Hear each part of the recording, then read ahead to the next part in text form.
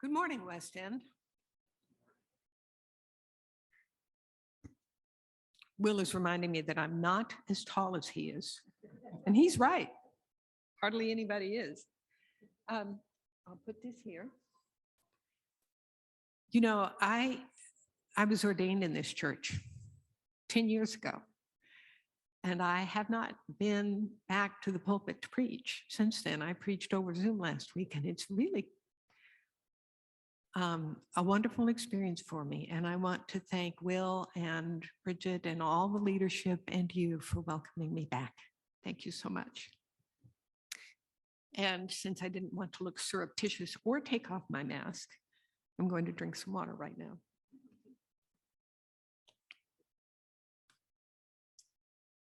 As Will said, we are on the fourth Sunday in Lent, and I invite you to think about where you are on your Lenten journey. Where do you find yourself?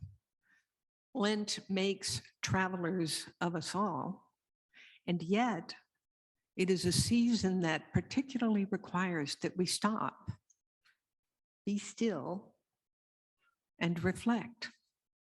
Reflect on our relationship with God and how that relationship has affected our connections to the world. This morning, I invite you to reflect together on how these two scripture texts relate to that Lenten perspective. I was struck as I read them by the fact that the people in these texts are also on a journey.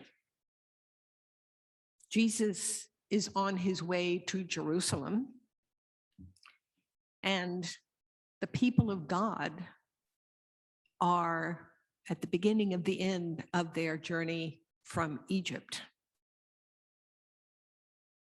We as a congregation are on a journey. And what do Luke and Joshua have to say about all of that?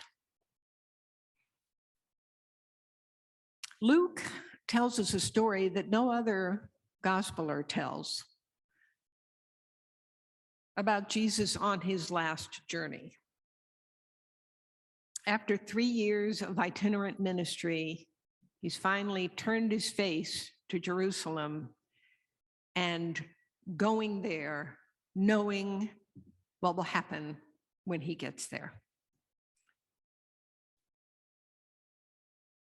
The Pharisees keep, well, we would call it stalking. They keep showing up everywhere he goes, looking for a fight.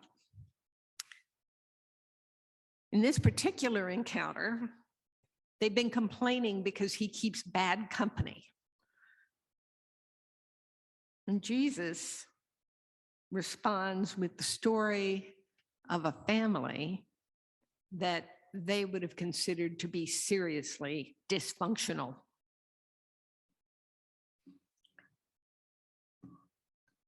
I don't want this computer to blow. We need to understand and remember that land was the foundation of rural life in Judea. Not only was it clearly the source of life, the source of food, the source of clothes, but it was sacred as the gift of God to the people of God. So the head of any household's first priority was to preserve the family and keep the family property whole. He owed this responsibility not only to his family, but to his entire community, because neighbors in those places depended on each other in crises and in blessings. So from this perspective, the father failed in his primary duty at the very beginning of the story when he agreed to his younger son's request to receive his share of the inheritance. Not only that, but he divided the property between his younger son and his elder son.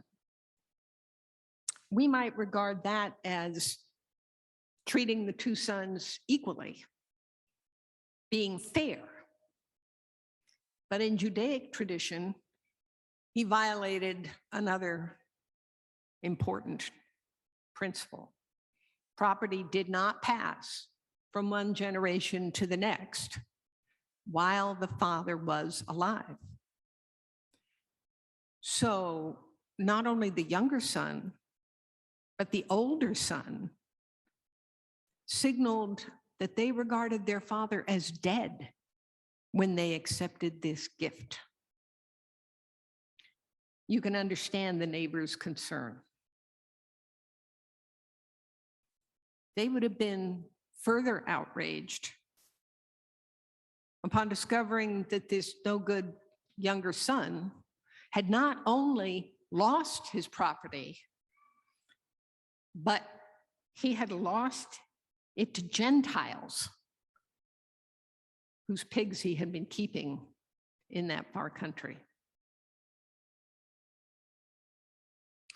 We know that the younger son recognized how deeply he had disgraced himself by the way he carefully rehearsed the lines he was going to say to his father. When he went home, he was not going to ask to be received as a son. That would mean his family shared in his disgrace. He wasn't even asking to be taken on as a household servant. Servants had rights to be clothed and fed and housed. No, he was proposing that his father take him on as a day laborer, like the people that we see in some cities lining up, hoping to get a day's work at whatever work is available.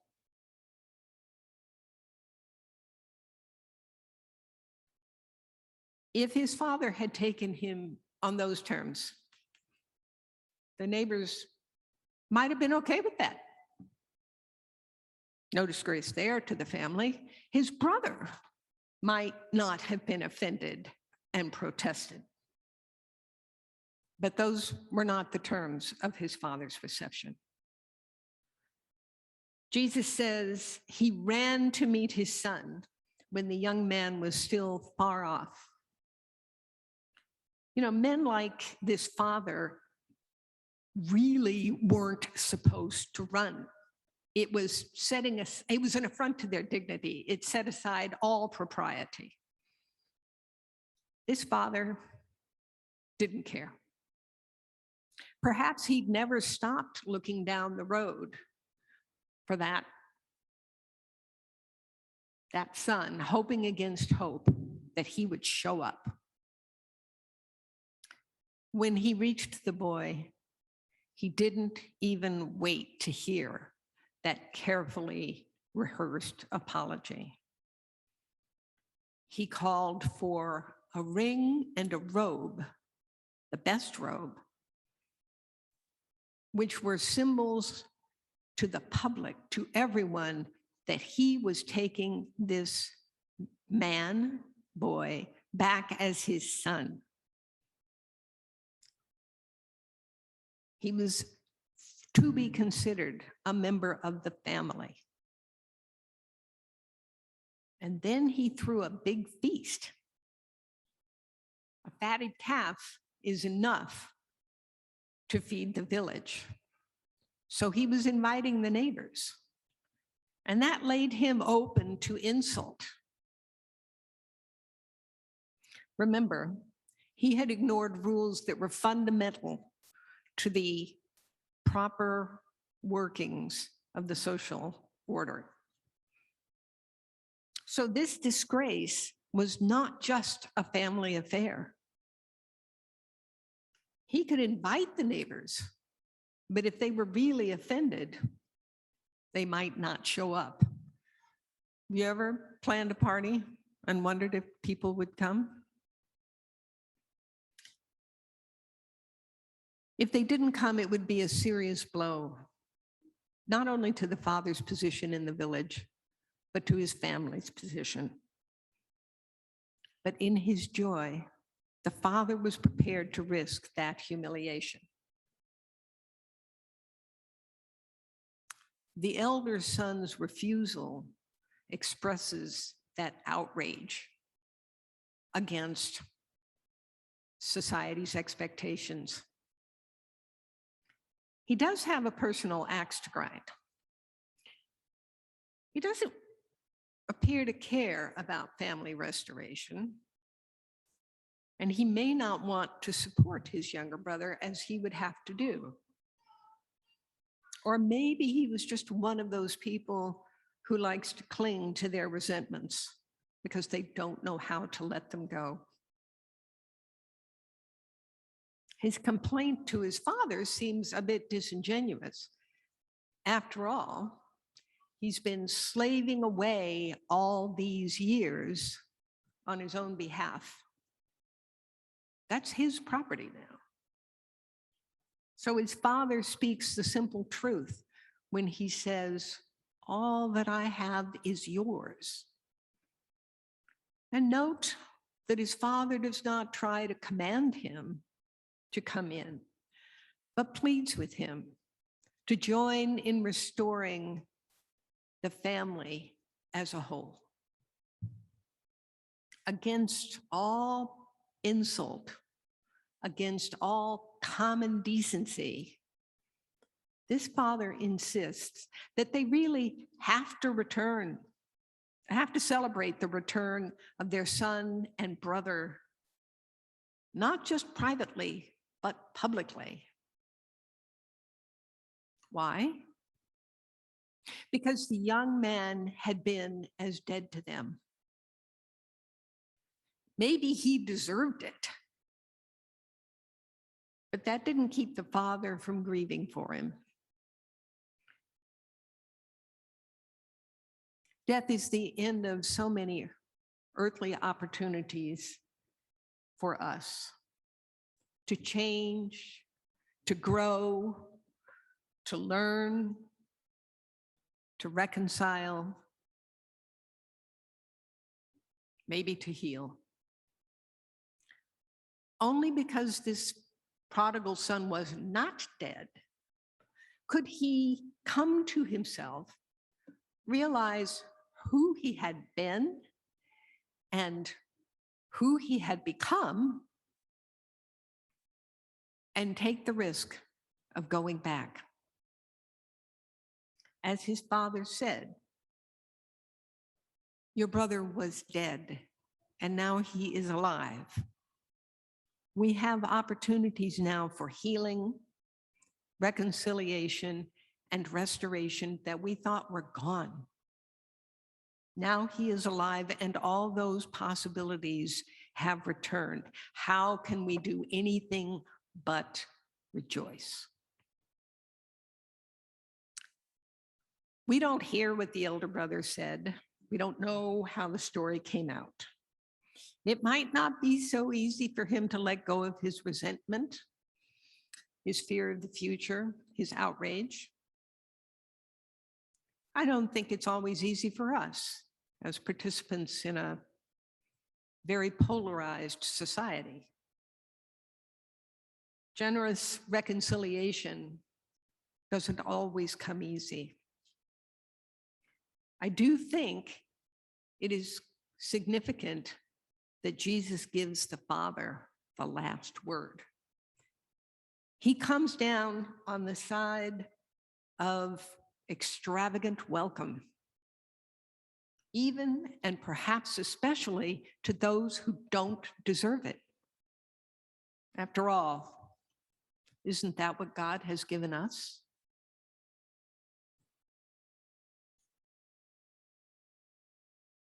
Thinking about gifts from God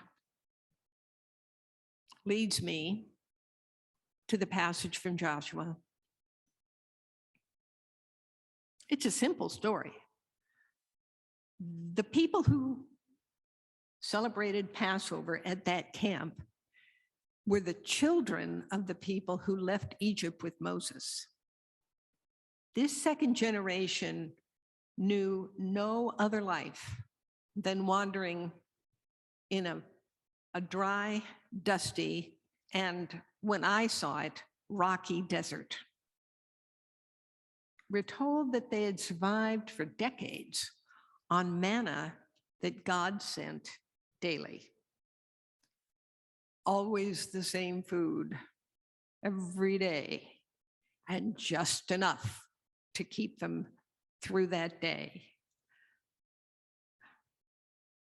Life must not have offered hope very easily in those circumstances. We meet them just after they've crossed Jordan, at the beginning of the end of this journey.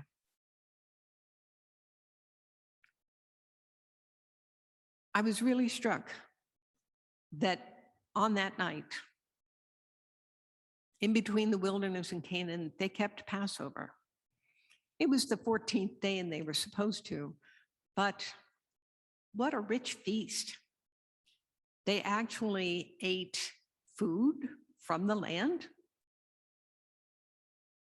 and discovered what that was like, what the future might hold.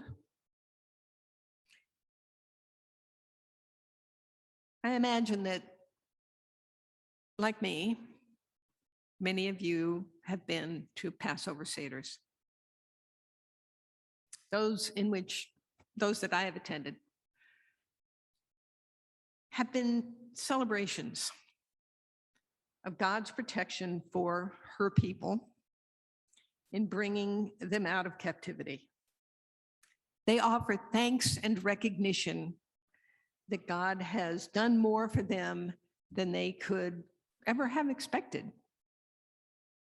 I keep remembering a song that's been sung at most of the Passovers, and no, I'm not going to sing it. You may know it. It's called Dayenu. I don't think I've ever heard all of the verses of it, but the refrain is very simple. It's Dayenu, which means that would have been enough.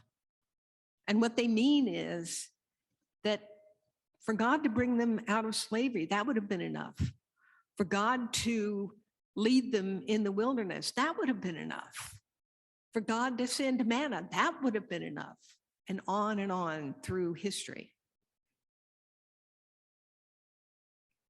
The point of the song, though, I think the implied point of the song is that we're never done receiving the blessings of God.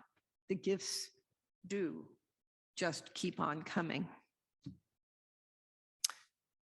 The next day, the manna did stop. I don't know how they learned or remembered to grow food and to herd animals. I wonder how they organized themselves. A journey binds people together with the common goal of let's keep moving, let's keep going wherever we're going. You ever come back from a trip and met the people with whom you were traveling and realized that now that you're back to your lives, you don't have that much to say to each other? So I think it might have been a challenge to settle in one place and cooperate to produce lives, food, homes. How did they cope with the change? I mean, they hadn't had to think about food. It might have been boring, but it was there. Now it was going to be there, but they were going to have to work for it. How did they recognize God's presence among them when they left the confines of the wilderness journey? How shall we, in this season of Lent, we are all, as a congregation, on a journey. It will go on past Easter. Lent gives us the opportunity to reflect on the ways that God has been present to us and how we have responded to her. What gifts have we received? How have we used them? And how should we put them to use in the future? Since we don't know what's coming, we will have to ask God for guide rails.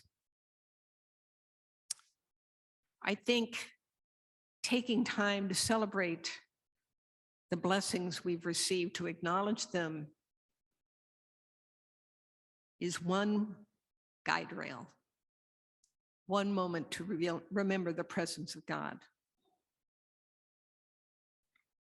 We can also exercise love, however much that challenges us, by reaching for generous reconciliation and extravagant welcome.